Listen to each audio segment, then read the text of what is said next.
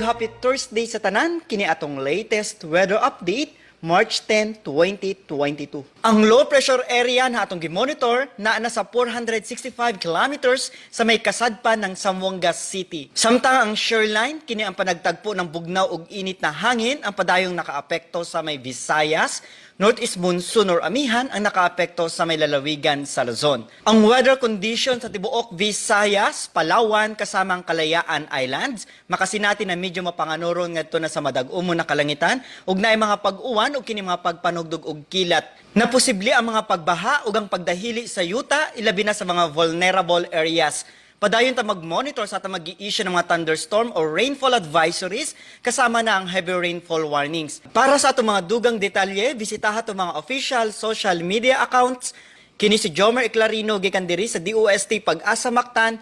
Maayong adlaw ug keep safe everyone.